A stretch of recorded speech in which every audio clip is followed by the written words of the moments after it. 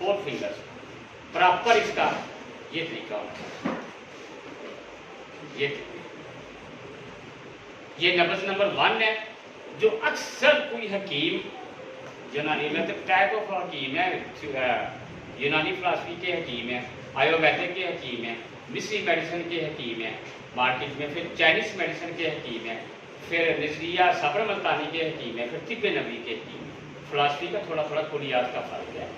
Source जो treatment करने का है वही है जो होम्योपैथिक है, इसमें थोड़ा पोटेंसी का फर्क है, वो सीधा सीधा दूसरा और फर्क। और सोर्स हम देखें ऑलरेडी तो सबके ऑर्गेनिक। ये है नब्ज नंबर 1 जो आम तौर पे लोग तो देखते हैं। नंबर 2 नब्ज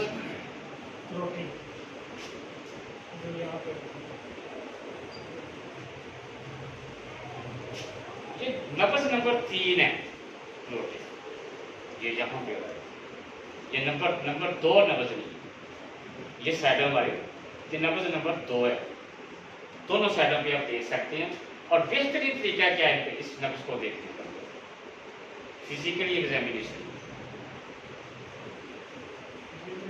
में असल आफरा के देखेंगे। एक और जो अनकॉन्शियस पेशेंट होता है उनकी ये चेक करते हैं, उनको देखने के लिए कि कब्ज आ रही कि नहीं, बगैर इसको देखने के लिए चेक करते हैं।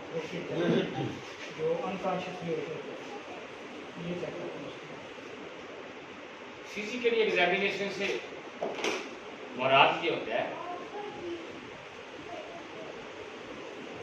Mood off patient. एक तो ये तरीका है कि आपने पेशेंट को फिजिकल स्टूल पे बिठाया हुआ है, ठीक है। दूसरा ये तरीका है कि आपने पेशेंट को पल्पिटेशन आप करते हैं पेशेंट को लौटा के।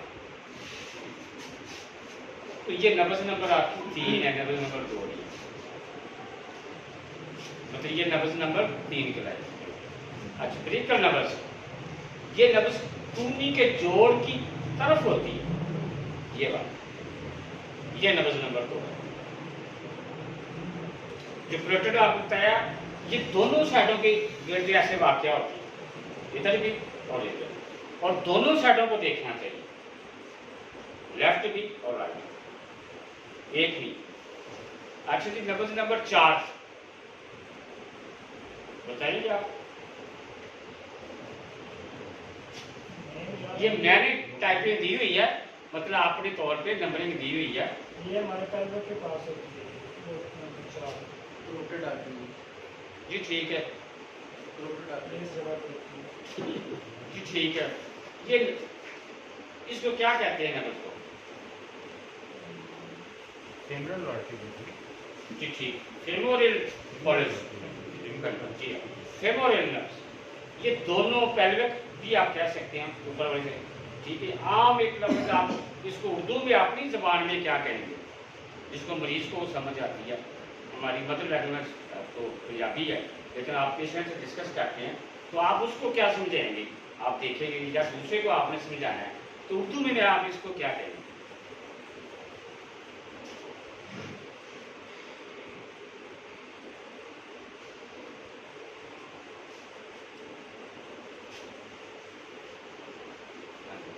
देखिए पेल्विक की उर्दू क्या बनती है?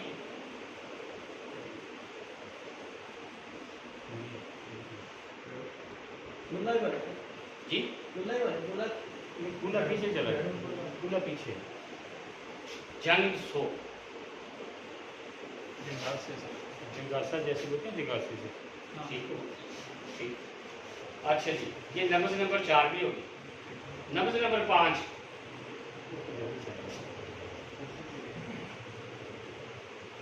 बड़ी अहम है, आपको पता होना चाहिए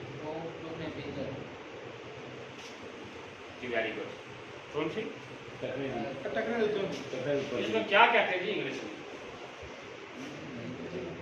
एंकल जी, एंकल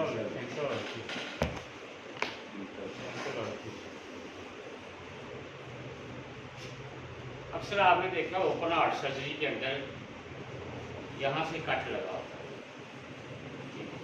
लेकिन बताया उन्होंने फिजिकली एग्जामिनेशन के हिसाब से ठीक है, ये नब्ज यहाँ ही होती है, लेकिन इसको कहते क्या, कहाँ से आपने पढ़ा है?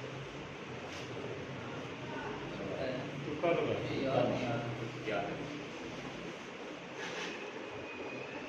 इसको कहते हैं पापेली टेल पुलिस। कौन सी? पापेली टेल पुलिस।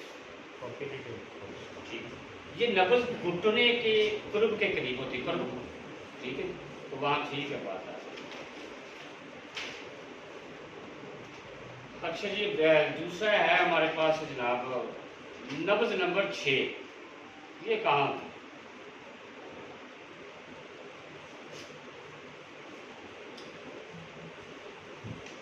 नब्ज नंबर 6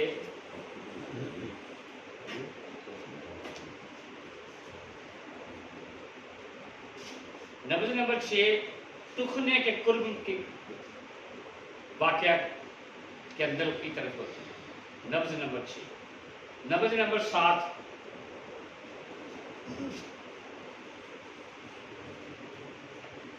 नब्ज नंबर 7 ये पाँव में वाक़या होती है।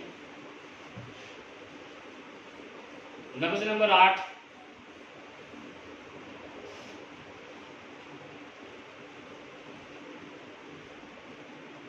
याद करें दिलाएं। जी इसमें सब आप भी माहिर नबाज हैं, आप भी माहिर नबाज हैं, जरा थोड़ा सा डिस्कस करें। नब्ज नंबर 8 पेट के अंदर होती है, पेट की भी नब्ज लाभ नहीं, ये नब्ज लेवल अच्छा, हमारी रिसर्च के बाद नब्ज नंबर 9 भी होती है। नब्ज नंबर 9 क्या है? अब हमारी रिसर्च का सब्जेक्ट शुरू हो।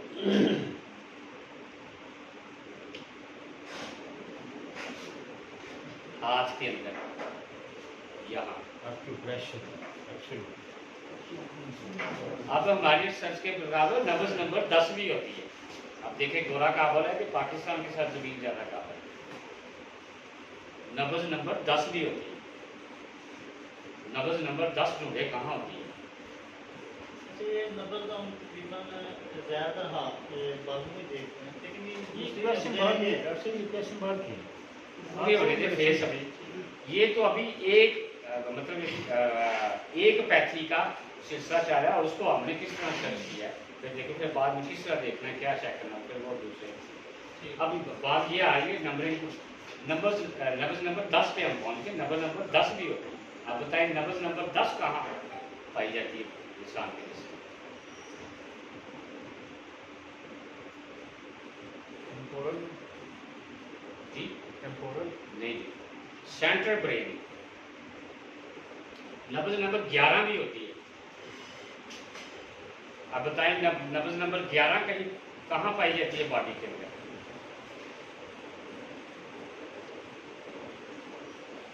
आखिरी नब्ज सिस्टम पूरी होती है क्रॉस करके। नब्ज नंबर 11 भी होती है। नब्ज नंबर 11 कहाँ पाई जाती है? आप अपन प्रेशर के हिसाब से देखें, अपन प्रेशर के साथ शायद हमें आगे मिल गया। ये जरूरी नहीं है कि मैं भी बहुत बड़ा रिसर्चर हूँ कि तहकीक है, सब सारे दोस्त हैं, हम इकट्ठे हैं तो हम तो शेयर कर लें। ठीक है, कोई ये भी दबदबा कोई प्रेशर नहीं है कि कोई ये समझे कि आपको पता नहीं, सबको पता है। आप प्रैक्टिस करते हैं माशाल्लाह, मेरे सीनियर लोग हैं, मेरे बुजुर्गों की जगह, मेरे वालिदैन की जगह है आप। तो नब्ज नंबर 10 पे ज़रा आप गौर करें कि नब्ज नंबर 11 कहाँ होती है और नब्ज नंबर 11 आप अपने पॉइंट के हिसाब से देखें, गौर करेंगे।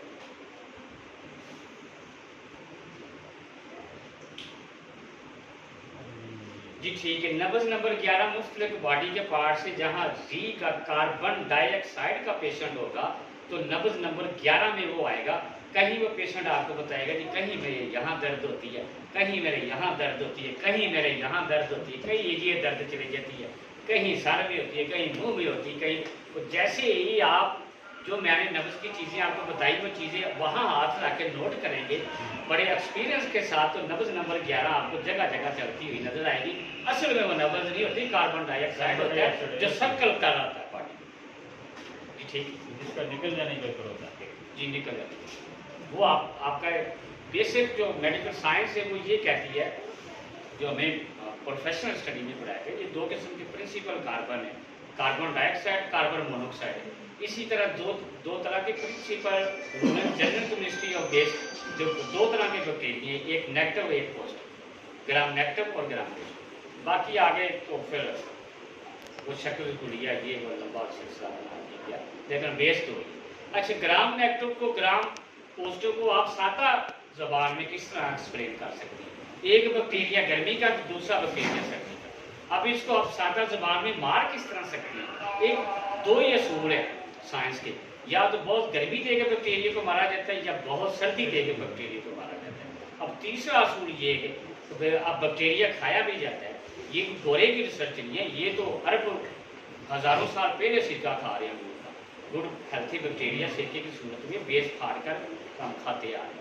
तो सिर्फ उसने गौर फिक्र किया कि भाई ये गुड बैक्टीरिया है। अब तीसरी ये पोजीशन है कि कहीं बैक्टीरिया को मारा नहीं जाता, उसकी ग्रोथ को रोका जाए।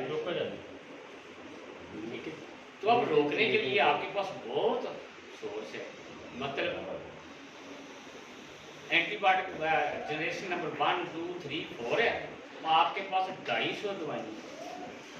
अब 4 दवाइयाँ मुकाबला नहीं कर सकती अगर आपको पता हो। होम्योपैथी के अंदर 250 रेमडीज है। अच्छा, दूसरी मजे की बात रिसर्च ये है कि जिसको आप कहते हैं कि सिंगल रेमडी है, देखने में वो सिंगल रेमडी है, असल में वो सिंगल रेमडी नहीं है। वो single remedy constitutional compound base खुद एक कंपाउंड है, बजाते खुद देख रहा हूँ। मजे की और बात देखने वाली ये बात है कि लोग ये कहते हैं कि मैंने इसको सिंगल रेमडी दे दी, या कोई डॉक्टर मुआलज आपसे आगे कहता है कि आपने ये दवाई दे दी। इसके अंदर मजे की क्या बात है? कोई एक होम्योपैथी की सिंगल रेमडी या कोई हर्ब्स सिंगल या कोई उसका पार्ट्स एक ही टाइम में कम से कम 25 बीमारियों पे काम करती है।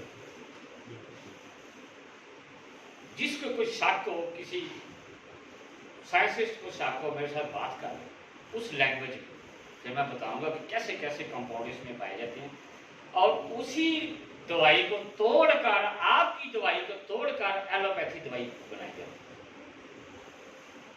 अगर कोई ऑर्गेनिक सोर्स ना हो तो अंग्रेजी दवाई नहीं बन सकती। अगर कोई कहता है तो बन सकती है, तो मेरी जिंदगी तक मैं चैलेंज करता हूँ, मुझे समझाइए किस मेथड से बन सकती है? नहीं बन सकती। जब तक ऑर्गेनिक मॉलिक्यूल्स आएगा, उसका स्ट्रक्चर आएगा, उसका हुलिया आएगा, शक्ल आएगी, साखत आएगी, वेट आएगी, फिर आप सिंथेटिक कंपाउंड्स, आर्टिफिशियल मसनूई कोई प्रोडक्ट बना सकते हैं। अब उसका तरीका है, ये कोई इतनी बड़ी साइंस नहीं है जितनी हम समझते हैं तरीका है, लेकिन फर्क ये है, देखें उसको हम कहते क्या है, इनऑर्गेनिक केमिस्ट्री। क्या मतलब? इनऑर्गेनिक केमिस्ट्री यानी ऑर्गेनिक के अंदर की जो सेट है वो दवाई। तो ऑर्गेनिक क्या आपका ये सोर्स जो आप दवाइयाँ इस्तेमाल करते हैं। अच्छा, जिस तरह ये जर्बल मिश्रण किस तरह हुआ, बड़ा मजेदार सवाल है होम्योपैथी। ये केमिकल हिसाब से जर्बल मिश्रण इसलिए कहते हैं कि ऑर्गेनिक टूट जाता है, लेकिन मॉलिक्यूल्स जो नेचुरली तौर पे हम लैब में देखते हैं वो अंगूठे की तरह बिल्कुल जुड़े हुए होते हैं। इसमें मॉलिक्यूल्स टूट जाता है, लेकिन परफॉर्मेंस गॉड वेट करता है। जैसे परफॉर्मेंस उसने अल्लाह ने उसको बनाया, सेम परफॉर्मेंस में एक्टिव रहता है।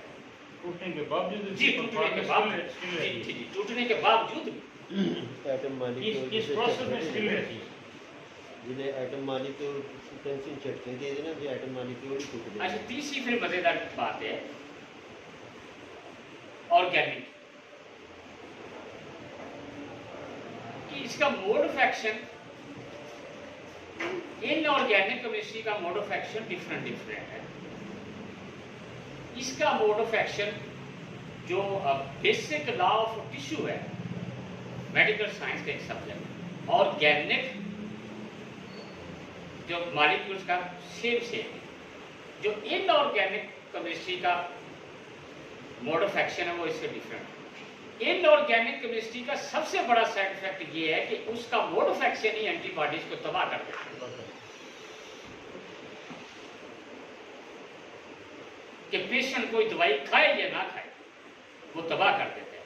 इनऑर्गेनिक केमिस्ट्री की तबाहकारियां ये है कि किसी टाइप में कार्बोनेटेड सॉल्यूशन को ये कहते थे कि ये इंस्टेंट एनर्जी है, तो आज 200, 300, 400, 500 साल के बाद पता चल रहा है ये इंस्टेंट एनर्जी नहीं है, ये इंस्टेंट पॉइजन है। ठीक है, किसी दौर में केमिस्ट्री के मेथड के हिसाब से शुगर को, चीनी को हम ये कह रहे थे कि ये साइंस की बहुत बड़ी कामयाबी है। आज गोरे कह रहे हैं ये वाइट शुगर है, ये वाइट पॉइजन है। ठीक, तीसरी बात,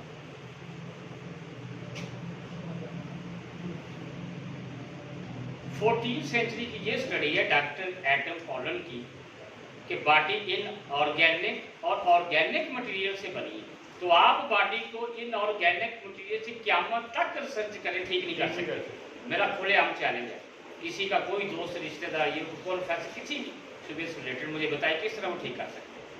बॉडी तब ठीक होगी जब इन ऑर्गेनिक और ऑर्गेनिक मटेरियल्स को मिला के देंगे, तो फिर आपकी रिसर्च कंप्लीट है। ये बॉडी इस तरह बनी, इसको सादा समझ लें इल्हामी तौर पे। कुरान के रेफरेंस से अगर आप कोड करेंगे तो ये इनऑर्गेनिक और ऑर्गेनिक क्या है, पानी और मिट्टी। जो पानी की केमिस्ट्री है वो दूसरी तरफ हमारी वाटर केमिस्ट्री करवाती है, और जितनी बेस है हमारी, जिसको हम बेस अकाउंट करते हैं, वो सारी मिट्टी से रिलेटेड। आगे टैप ऑफ मिट्टी वहां ही बदल के आ रही है, टाइप ऑफ ऑर्गेनिक, वो डिफरेंट है, वो बहुत सारी किस्म की। लेकिन हमने बुनियादी चीज़ ये देखनी है कि व्हाट इन ऑर्गेनिक और ऑर्गेनिक तरीके से बची। आप कहेंगे कि नहीं नहीं ये मेथड ही सूट है, क्लिनिकली के साथ। रेडियोलॉजी एविडेंस तो वो ये है कि जो सामने आपके मैकेनिज्म पे डिसऑर्डर है वो आप ट्रेस कर सकते हैं, शो कर देंगे, जी शो कर देंगे। ये है क्लिनिकली रेडियोलॉजी। क्लिनिकली रेडियोलॉजी सारी की सारी घूमती है लीवर की तरफ। आप कहेंगे कि आयरन की कमी है, आयरन की कमी के लिए क्या आप आयरन कंपाउंड देंगे? नहीं, आपने देखना है कि भाई आयरन की खून की कमी की तो बहुत सारी वजूहत है। गैस्ट्रिक एसिड की वजह से हो सकती है, अनस्टेबिलिटी की वजह से खून की कमी हो सकती है।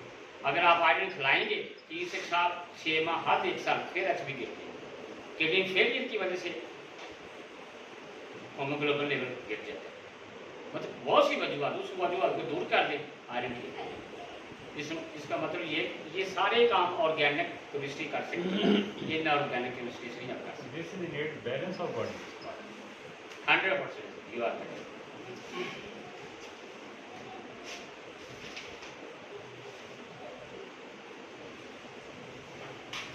अच्छा, यूनानियों ने जो आइडेंटिफाई किया किसी हद 4,500-5,000 100 साल पहले, वो आंसर कहते हैं, हम आजकल एलिमेंट कहते हैं। वो ये कहते हैं कि किसी भी जड़ी बूटी की कोई भी हर्ब की में मजाजी कैफियत क्या, होम्योपैथी इलाज भी बेसिक मजाजी कैफियत, समझदार वालों मिजाजी इलाज, और बड़े ऑथेंटिक स्टडी है हमारे पास। किसी जड़ी बूटी की मजाजी कैफियत क्या है, मतलब वो किस तरह काम करती है, क्या क्या काम करती है, कितने दर्जात हैं उसके आगे।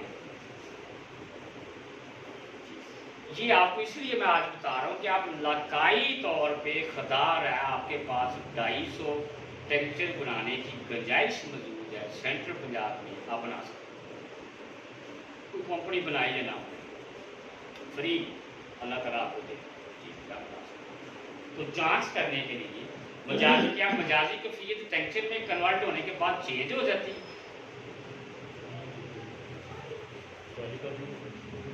नहीं होती। ठीक है, मजाजी कैफियत टेंशन के अंदर भी सेम ही रहेगी,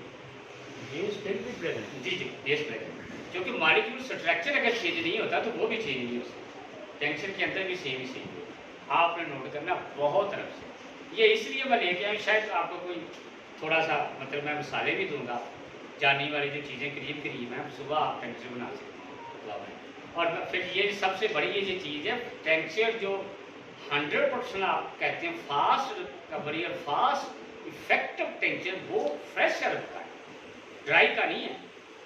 उसकी तो पहले 50% जान निकली होती है, ऑक्साइड हुआ होता है, 50% गया वो तो 0% रह जाता है। बस कहते हैं कि 50% आप अकाउंट करें, ठीक, कंस्टिट्यूशन केमिकल उसके अंदर रह जाते हैं, तो जो वो बेस के साथ चीजें लगी होती हैं वो ऑक्साइड हो जाती है।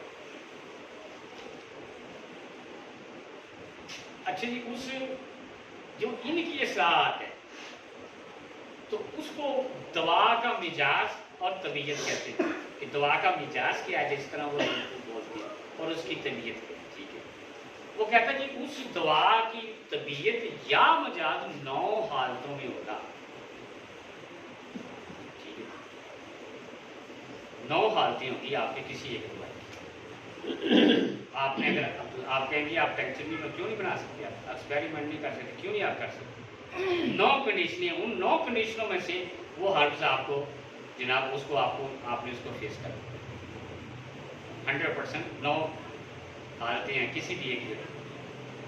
ठीक है, और टेंशन बनाने के लिए मैं फिर आपको कहता हूँ फ्रेश प्लांट रिक्वायर्ड है अगर आपने फास्ट रिकवरी और अच्छे प्लेस।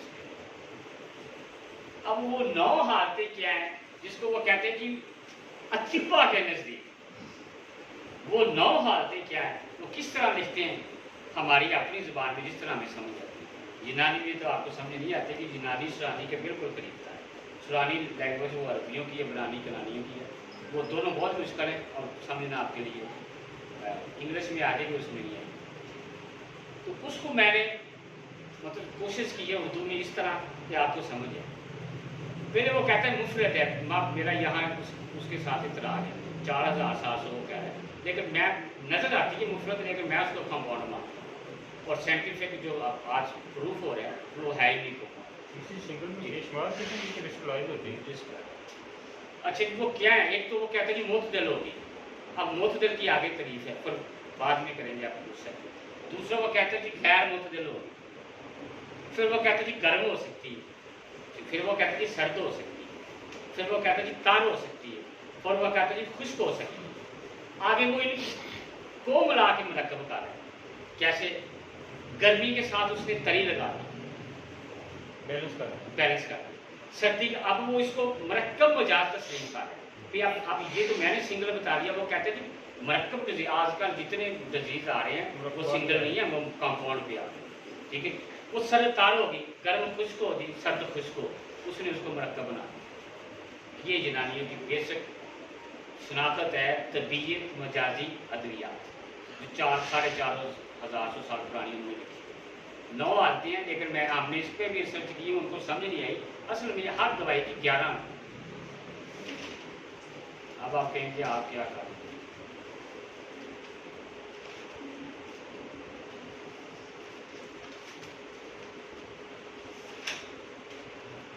तो ले जी आप एक और सब्जेक्ट बड़ा मज़ेदार है। लोग कहते हैं कि हकीमों जाए हम फलां हकीम है, हमारी नब्ज पकड़ के वो बता देता है बुनियादी तौर पे तो यार आपको ये। अब हमने ये देखना है कि नब्ज के जरिए बुनियादी तौर पे उर्दू में आपने क्या चीज़ें देखनी है, रेट, रिदम, वॉल्यूम, कैरेक्टर्स, ये इंग्लिश के वर्ड हैं। अब हम आते हैं कि हम जो हमारी लोग बैठे हुए एक बरादरी है, एक कौम है, सब पंजाबी। आपने उर्दू में क्या चीज़ें देखी, उसको उर्दू में क्या कहते हैं बुनियादी तौर पे किसी नब्ज में, तो फिर क्या मालूम आप करते हैं पेशेंट की कैफियत। ठीक है, अच्छा कैफियत से वो कहता है कि क्या सबसे पहले आपने क्या देखी है, आप देखें कुव्वत, ये वाली कोई भी नंबर। दूसरा नंबर क्या है जी, हरारत। तीसरा नंबर क्या है जी, हरकत। चौथा नंबर क्या है जी, रतूबत। अब भी आपको समझ ना आए तो फिर इससे आसान तरीका मेरे पास नहीं है कि आपकी जुबान में नीचे बैठ के तो मैं बहुत दिमाग खराब हुआ मुझे इसको पढ़ते हुए आसान। ठीक है, यानी कुव्वत, हरारत, हरकत, रतूबत, ये हकीम देखते हैं। कुव्वत, हरारत, हरकत, रतूबत, ये हकीम देखता है, जो बड़ा माहिर तरीन हकीम है, बहुत अच्छा नब्ज शनास है। और ज़मीन से उठ के वो कहते हैं मैं जनाब बड़ा तशखीस का मैंने मरकज़ बनाया हुआ है। तो उससे आप पूछेंगे आपने क्या देखा इसमें, मैं आपको ये 100% यकीन से कहता हूँ कि 95% हकीम नंगे हो जाते हैं, वो नब्ज के साथ फ्रॉड करते हैं। क्यों? जिस बंदे को कुव्वत, हरारत, हरकत, रतूबत की तारीफ का नहीं पता, तफसीर का नहीं पता, मफहूम का नहीं पता, वो कैसे एक हाथ रख के इधर देख सकते? जी बात जानवन है, ठीक है, मैं अपने से तो नहीं कह रहा हूँ। 4 फिंगर इसीलिए। अच्छा, ये एक बहुत आसानी मैंने आपके कर दी कि आप अच्छा, आप ये देखें कि शरियान की हरकत को आप महसूस कर रहे हैं, ठीक है। अब इस हरकत को आप महसूस करने के लिए एक टेक्निकल ज़बान इस्तेमाल करते हैं बुक्स के, ठीक है। वो टेक्निकल ज़बान के लिए जो कुव्वत, हरारत, हरकत, रतूबत को हमने बताया कि ये आपने देखना, जैसे हमने आपको रिदम, वॉल्यूम के इंग्लिश में बताया, इस तरह आसान ज़बान में बताया। अब हम बताएंगे कि वो अपनी ज़बान में हकीम अगर बैठे हुए, एक्सपर्ट हकीम, माहिर हकीम, जिनको हकीम कहा जाता है, तो वो अपनी ज़बान को नब्ज़ में, अगर आप दूसरे को नब्ज़ चेक कर रहे हैं, तो वो किस तरह आपस में डायलेक्ट्स करें। दो हकीम माहिर बैठे हुए, तो वो किस तरह डायलेक्ट्स करेंगे, ताकि अगर आम आदमी बैठा तो उसको समझ नहीं आएगी कि ये इस लफ्ज़ के क्या मैनी और क्या मानी। अच्छा जी, एक को करते हैं अर्ज, इशराफ, फिर शौक, फिर इन तीनों की तीन अक़साम है बुनियादी तौर पर। इन तीनों की आगे तीन अक़साम है, आगे हम तारीफ करेंगे उर्दू के अंदर। वो कहते हैं कि नब्ज़ की ठोकर से कुव्वत का अंदाजा किया जा सकता है। ये बहुत बड़ी मदद है। नब्ज़ की ठोकर से कुव्वत का अंदाजा किया जाता है और साथ ही ऑर्गन के हालात मालूम हो जाते हैं नब्ज़ शनास में, अगर वो वाहिद है, ठीक है। नब्ज़ की ठोकर से कुव्वत का अंदाजा किया जाता है और साथ ही ऑर्गन के हालात मालूम हो जाते हैं। अब दूसरा पेज, वो कहते हैं कि नब्ज़ की हरकत से खून और शरियानों में, नब्ज़ की हरकत, वो जो मैं पहले बता चुका हूँ, नब्ज़ की हरकत से खून और शरियानों में गैसों के दबाव का इल्म होता है। गालो भी ठीक 100%, क्योंकि जनरल केमिस्ट्री यही तो बॉडी, जनरल मेडिकल साइंस की केमिस्ट्री आज भी यही है, 400 साल पहले भी कि बॉडी साड़ी एसिड्स, गैसेस और क्लोराइड पर डिपेंड करती है। जनरल केमिस्ट्री तीन गल है, बहुत मज़ेदार बात है। अगे इंग्लिश की गल थी ना, वो कहते हैं कि नब्ज़ की हरकत से खून और शरियानों में गैसों के दबाव का इल्म होता है और असाबी कुव्वत में ज़ईफ़पन का पता चलता है। इसका मतलब फिर कहना जी, नब्ज़ की हरारत, दो चीजें हम बयान कर चुके हैं। नब्ज़ की हरारत से इंजाम हजम, डिगेस्टिव सिस्टम, ठीक है, जिगर, गुद्दत और मुतल्लिका ऑर्गन के हालात मालूम होते हैं। नब्ज़ के हुज्म और कवाम से रतूबत का पता चलता है। सादा सिंपल। अब वो कहते हैं मुशर्रफ नब्ज़, हकीम बोलेगा अपने दोस्त के साथ, मुशर्रफ छाल मार जी बुलंद। जब आप नब्ज़ पे आस्ता से हाथ रखेंगे, ठप ठप ठप ठप भागती हुई नजर आएगी, जैसे पानी के बाद मच्छी टपकती। वो कहते हैं कि उंगलियां रखते ही अगर सतह पर नब्ज़ की हरकत महसूस हो तो ये मुशर्रफ नजर है, या बुलंद सती नब्ज़ होगी, इसको ये भी कह सकते हैं। लेकिन मुशर्रफ वो लोग बोलते हैं, तो इसका मतलब बुलंद और सतह नब्ज़ जो हरकत की ज्यादती को जाहिर करती है। मुशर्रफ नजर आपकी हरकत की ज्यादती को, और जिसमें रिया, किल्लत, सुदा, खुश्की, बवासीर, जहर के मराज का पता चलता है। इसको अब आगे मेडिकल लैंग्वेज में ले, रिया से मराज नाइट्रोजन, यूरिया, खिल्लत, इखलात मतलब मादे, फासत मादे गंदगी, urea, creatinine, lipids, uric acid, ठीक है। सुदा मतलब रुकावट, किधर किधर रुकावट है, ठीक है। खुश्की, ड्राइनेस मतलब कौन सी चीज़, कोई चीज़ जहाँ पेन फील हो रही है और वो पेन रुकी हुई है, चलती नहीं है। यही दर्द फील हो रही है, दर्द रुकी हुई है, चलती नहीं, तो मतलब खुश। बवासीर ज़ाहिर, बवासीर ज़ाहिर से भी मुराद ये तज़ाबियत कि ज़हर के मराज का पता चलता है, इसका तल्लक इज़्ज़लात से है। ये फिर बदले यानी इस नब्ज़ का तल्लक इज़्ज़लात से है। इज़्ज़लात का तल्लक इज़्ज़लात वाली नब्ज़ से मुराद कि ये नब्ज़ आपके दिल की बीमारियों को शोर करता है। और इसको नजरिया साबर मल्तानी के मुताबिक अजलाती नब्ज़ कहते हैं। आ गया जी दोनों फिलासफी। और जिसका मरकज कल्ब होता है, मैं बता चुका हूं।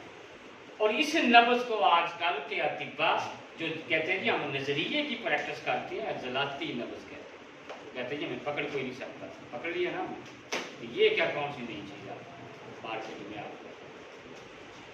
आगे वो कहते हैं जी मौत दिल नब्ज़। अब कहते हैं मौत दिल नब्ज़। अच्छा ये ढूंढनी मालूम करनी जरा अभी बंदा ऐसे लगा रहता है यार ये किधर है मौत दिल नब्ज़। अच्छा ये जरा मौत दिल नब्ज़ आशिकी से सतह पर महसूस ना हो। जी जी हाँ भी आपको मौत पर नजर जरा थोड़ा टटोल के देखनी पड़ेगी की तरह स्लिप कर दी जाए। मतलब ये आपको इतनी इजी से आपको नहीं मिल सकती। वो कहता है जी इसका तरीका क्या कहता है जी उंगलियां जिधर भी रखें जरा इसको दबा के थोड़ी सी दबा के। अच्छा जो हरकत का पता चलता है जो ज्यादा हो तो सुफरा जलन बेचैनी। सुफरा होम्योपैथी में बहुत से माहिर होम्योपैथी जिनको मैं मतलब तस्लीम करता हूँ, उन्होंने काम किया हुआ। वो यूनानी लैंग्वेज के लफ्ज़ इस्तेमाल करते हैं जनूबी एशिया में, ये दिलियन ये तो पाकिस्तान।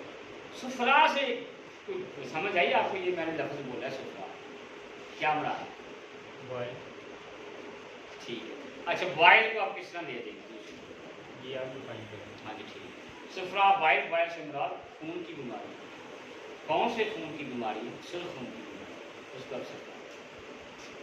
अच्छा जी सफरा जनरल बेचैनी और सुस्ती की ये दलील है कि आपकी नब्ज़ मोतदल है, हरारत की कमी है। इसके बरअक्स खिल्लत सफरा का तल्लक गुद्दत से है। ठीक है बात, गुद्दत से क्या मुराद? जिगर।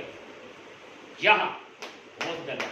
अगर आपकी नब्ज़ मोतदल है तो आप जिगर के पेशेंट, जो मैं आपको कह रहा हूँ बात उसकी ठीक है, मानने वाली। तो आजकल के तिब्बा के नजरिया साबर मल्तानी कहते हैं जी आम इनकलाबी तबीब है, इसको बुद्धि नब्ज़ कहते हैं। ये मुतदल नब्ज़ का बुद्धि का कंपेयर कर दिया। ये रिकॉर्डिंग कर लें, वो नजरिए वाले कहते हैं कि हम बड़े अच्छे नब्ज़। अच्छा अब दूसरी है पुश्त नजर नब्ज़।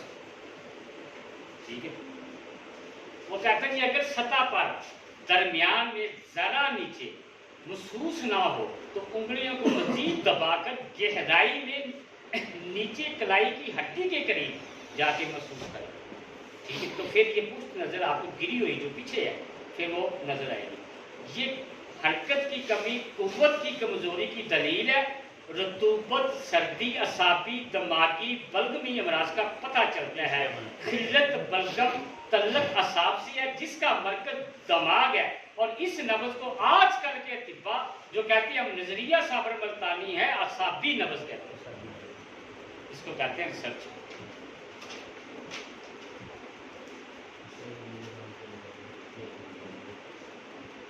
आगे आगे तवील नब्ज़।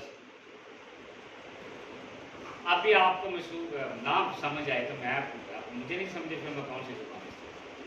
तवील नब्ज़, तवील नब्ज़ नब्ज़ की हरकत अगर 3 उंगलियों पर या इससे ज्यादा महसूस हो तो ये तवील नब्ज़ है जो हरकत की ज्यादती की दलील है। 3 उंगलियों और महसूस हो तो ये समझे कि बंदे की हरकत यानी हरकत से मुराद गर्मी बड़ी हो। आप कहते हैं ये मरीज का।